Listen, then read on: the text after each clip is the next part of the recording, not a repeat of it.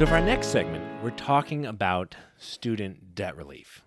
So as a reminder, back in August, Joe Biden announced something awesome, that his administration would be canceling up to $20,000 in student debt for Pell Grant recipients and up to $10,000 in student debt for other borrowers for people that earned less than $125,000 annually for single people or $250,000 annually for married couples filing jointly. That is a big fucking deal for lots of people. Including myself. Including myself as well.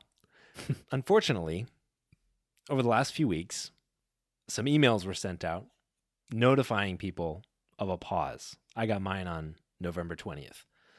Basically saying that people who had applied online for student debt forgiveness were, that they were approved, but that, quote, unfortunately, a number of lawsuits have been filed challenging the program, which have blocked our ability to discharge your debt at present. We believe strongly that the lawsuits are meritless and the Department of Justice has appealed on our behalf. Your application is complete and approved. We will discharge your approved debt if and when we prevail in court. Yeah.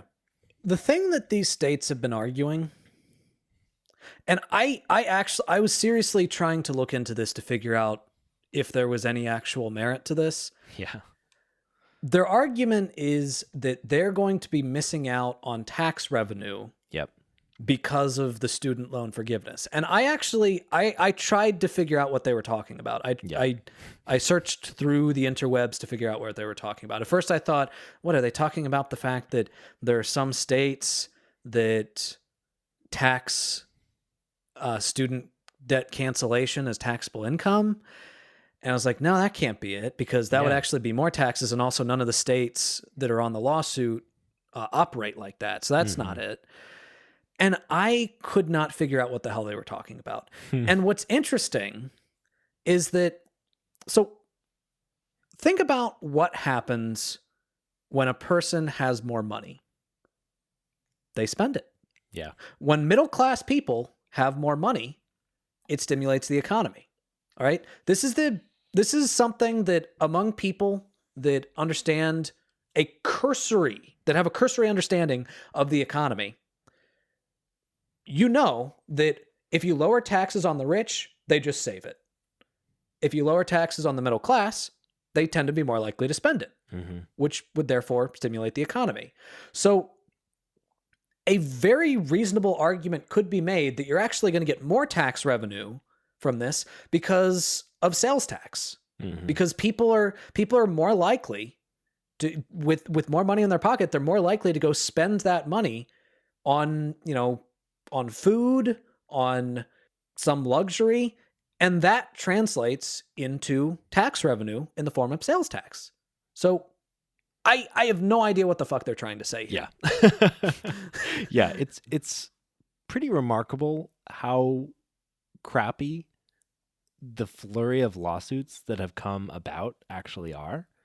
And yet the fact that they're getting traction and actually making progress is disconcerting.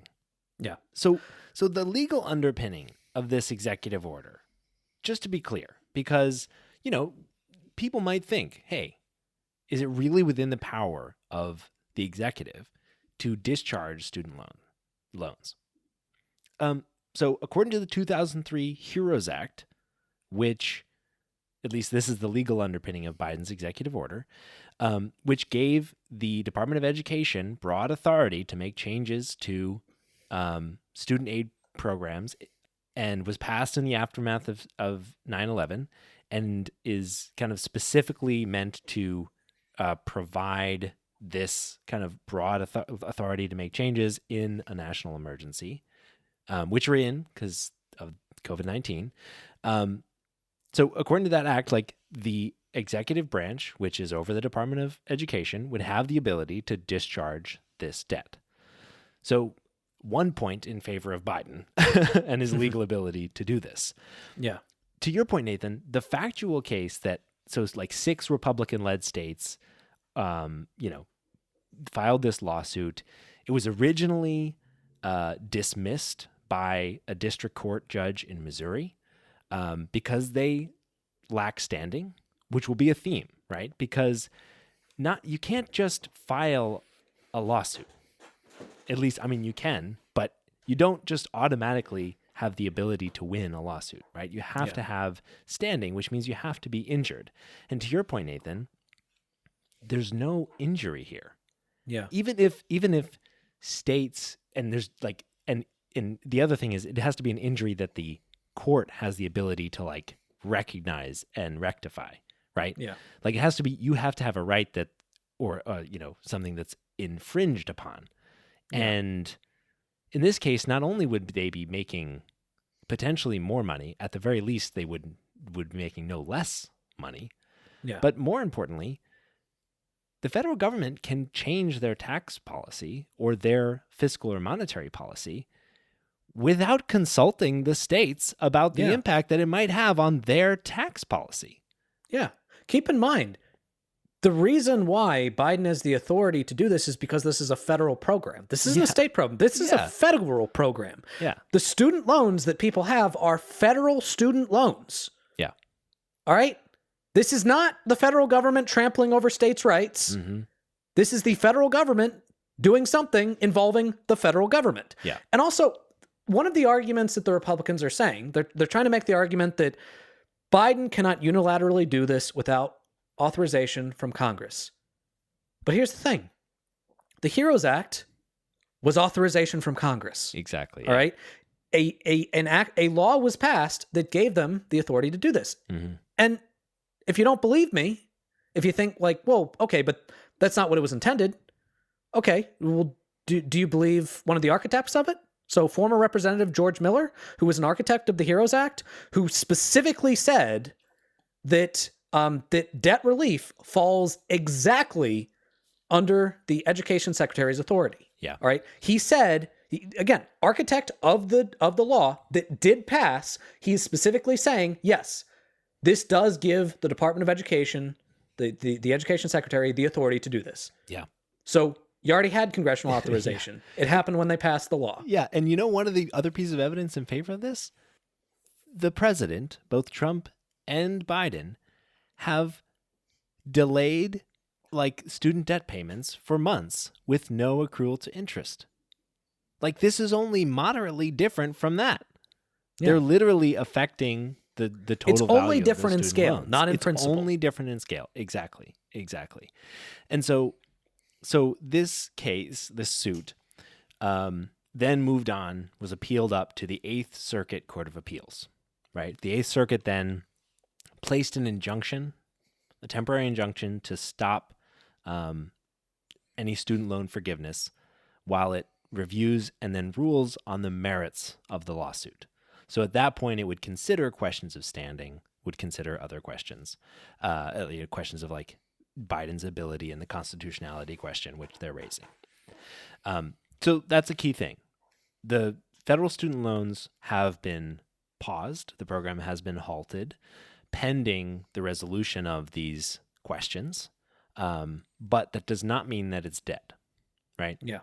And so in parallel, there's another case that also has enjoined, or it hasn't enjoined, the merits have been ruled upon in this case. So in November, a federal judge in Texas, who we should call out was a Trump appointee, ruled that the plan was unconstitutional, right? So that is a ruling on the merits of the forgiveness plan, right? He found that the 2003 law does not provide the executive branch clear congressional authority to create the student loan forgiveness program, saying, quote, "The program is thus an unconstitutional exercise of Congress's legislative power and must be vacated." That is being appealed up to the 5th Circuit. Unfortunately, the 5th Circuit is one of the most conservative circuits, if not the most conservative in the U.S. So, TBD on what happens there. But ultimately, we had a federal judge rule on the constitutionality question. They ruled it unconstitutional, but it's like a highly conservative judge. And he's even ruling on like, Congress's ability to have legislated this. And one thing to call out here is that like there's still these questions of standing, because it's hard to identify, as I think we talked about initially when we were first talking about student loan forgiveness and the fact that all these lawsuits were going to occur. There's this question of standing because there's a question of harm, right? So who's being harmed? So in this particular case in Texas, the Jobs Creators Network Foundation, which, Jesus Christ, that could not be a more thinly veiled, like, rich companies getting together name, sued the administration on behalf of two individual borrowers. So as opposed to the states claiming that they have standing because of some kind of impinging, like some kind of impact to their taxing authority, this would be two individuals suing, claiming that they were somehow harmed by this. So one plaintiff didn't qualify for student loan forgiveness under the program because her student loans were not held by the federal government. Boy, that seems like a not federal government problem to me. Yeah. And also, how are you harmed by other people getting relief? Exactly. And I think that's just a huge thing. It like has to be some kind of convoluted, like, equal protection or due process thing. But like, if you had federal student loans and you qualified, you would have received this. There's no due process. Yeah. Or I think that I don't know where your student loans are from, but I mean, I think they should probably be forgiven regardless, because I don't think that student loan debt should be a thing. Sure. But that doesn't mean that all the rest of us have to keep it. Yeah. That's a stupid argument. And another plaintiff in this case, the second plaintiff, was only eligible for $10,000 in relief because he didn't receive a Pell Grant. Again, okay, this law is like facially acceptable, rationally applied on a rational basis, and is in no way discriminating against these people. If they qualify, they will receive, but they don't qualify for all of the relief. So it is a pretty, like, on its face, seems like a pretty weak argument for standing, a pretty weak argument for harm. And it seems to me like they can only really reach this conclusion if this federal judge was using some pretty motivated reasoning. So as I mentioned, this will go to the Fifth Circuit, and we'll see what they do. You know, it's likely that regardless of what actions they take, it'll continue to be halted until these things get resolved. In the meantime, though, the Biden administration is now appealing both of the cases to the Supreme Court. Yes, and I think that's really key. So in a filing a couple of weeks ago, Solicitor General Elizabeth Prelogar asked the Supreme Court to vacate the nationwide injunction from the Eighth Circuit, so that first case that we talked about. Now, that wouldn't necessarily, allow them to start again because we still have this unconstitutionality question ruled on the federal level. But a big question is what conclusion both circuit courts, right? So the Eighth Circuit and the Fifth Circuit, after appeal, will reach on the merits of the plan, right?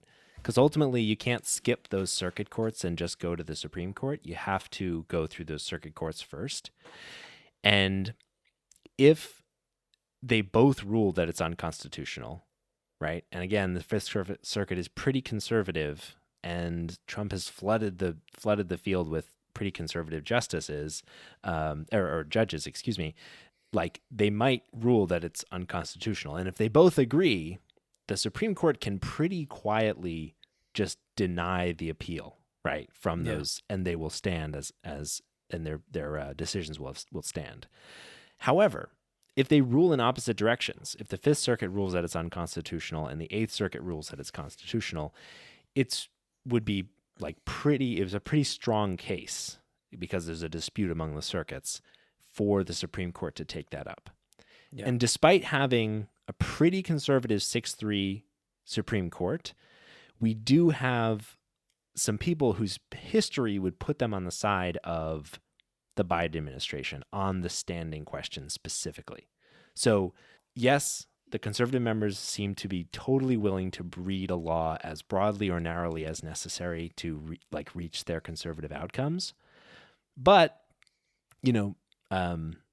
Gorsuch is a textualist and has shown willingness to break from conservative outcomes in order to support a more textual reading of laws. Roberts and Thomas in 2007 both sided on one case, basically like on a similar standing question, saying that like states didn't really have standing to sue the federal government for perceived harms like caused by like the federal law. So both Thomas and Roberts have ruled on the standing question before, or at least written opinions about it, and came to conclusions that would put them on the side of Biden and his student loan forgiveness in this case. Yeah. So, you know, if we get Thomas and Roberts, imagine Thomas saving us. I know, and Gorsuch and the three justices, like, we're in pretty good shape. So like we'll see kind of what the conclusion is there, and ultimately like no one, and Amy Coney Barrett has been like dealing with some of these appeals to the Supreme Court. Now some of them have kind of been out of process, so like the decline to hear these cases is like pretty, you know, would be pretty typical without indicating much about what she actually thinks about these cases. But like the standing points are just so fucking weak. Like like a group of Wisconsin taxpayers like argued that the plan will cost them money and therefore hurt taxpayers, which basically means that anybody could just file a lawsuit against the federal government to stop any program because it costs money. Yeah. It would literally destroy the federal government if they were to support that. Yeah. Standing can't possibly be there. Yeah. I just want to point out a few things. This idea that anybody is being harmed in any way financially is complete horseshit, it's easy to prove. It is. The idea that we keep hearing from people, from opponents to student loan forgiveness, is that you are putting the burden of these people who decided to go to college, who decided to get student loans for college, you're putting that burden on regular working class Americans through the form of taxes. Now, on its face, that's clearly bullshit because the federal government, or the executive branch by itself, does not have the authority to raise taxes. Yeah, exactly. They can't do that. So this is not going to raise taxes. All right. But what if it adds to the deficit? Well, the estimated cost of this plan is $300 billion over 10 years. So that's $30 billion every year. You know how much of the net revenue the Inflation Reduction Act had, Michael? $300 billion. And I would just like to point out that right there, that $30 billion a year, is about the same as the increase of the military budget in the last budget proposal. Yeah. Not the entire military budget, just the increase. Mm-hmm. All right? We're okay with raising the military budget by $30 billion to go bomb children overseas, you know, even not even thinking about the fact that we already have a bloated military budget, that we shouldn't be raising it. We should be lowering the military budget because we don't need this fucking big of a military. And the only reason why it's so big is because we have all of these military contractors that bribe politicians in order to raise the money so that they get paid.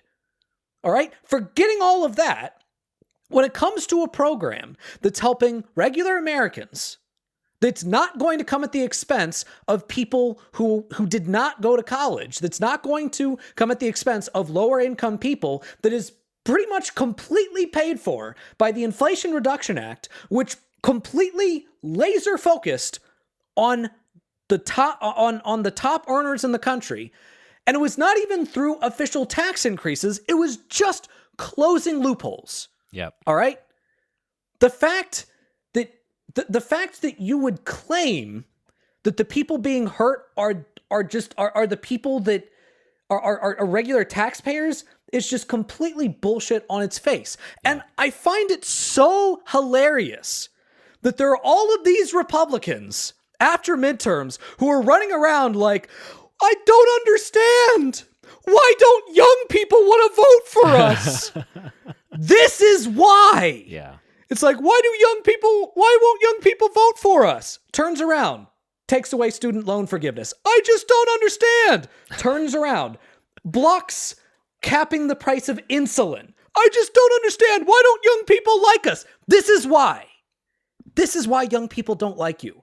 This is why the next generation is going to kick your ass politically. All right? This is why that's happening. I'll say it again, like I said it before. Making people life better, making people want voting for you. Making people life worse, making people not want voting for you. That is what's happening here. So the sad thing is that Republicans might succeed, but this should really be a demonstration to everybody. To everybody that cares about student loan forgiveness, to all young people. And I mean, not even just young people, because it's not just young people that have the debt. Seriously. All right, anybody that has this debt, this should be a clear indication of who is on your side and who is not on your side. All right, the Democrats are flawed in 100 ways. Biden is flawed in 100 ways, but this was him that did this. And it was Republicans who blocked it. They're the ones that blocked it. And I'd just like to point something else out. I know that I've kind of used personal narrative about this particular subject before, but I just want to reiterate it a little bit. I don't have student loans for myself because my parents could afford to send me to college. But my wife does have student loans because she unfortunately didn't have that same financial upbringing. All right. And there's nothing wrong with that. She committed the sin of wanting to get a college education anyway. And right now, if this goes through, it would wipe away our student loan debt. And right now, due to medical reasons, we are already in debt, right? We're already in debt. Like, we are in medical debt right now. And because of those medical reasons, it's made it so that we can't have kids in the traditional way. We have to go through IVF. And IVF costs $20,000. All right? Over $20,000, which is the amount of debt that would be forgiven for us if this does pass.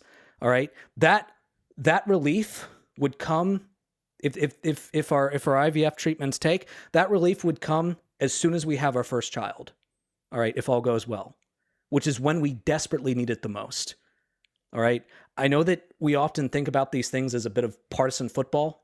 I know that we often think about these types of subjects as, oh, let's beat the Republicans, or Republicans think of it as, oh, let's beat the Democrats. All right, Biden wanted to do student loan forgiveness. Oh, that's terrible. I hate Biden, so I'm going to fight against this. Policies have effects on actual people. Policies have effects on people's lives. All right? So before you go around pretending that this is just a bunch of rich elites that are trying to take your hard-earned money in order to pay for some useless degree, you should really think about the fact that behind every single one of those people who are going to have their debt forgiven are people with stories that don't fit your simplified narrative. All right? They're people that you might know personally, people that you might care about. We need to remember that for a lot of people, politics is personal. All right? It's not a football game. It's personal.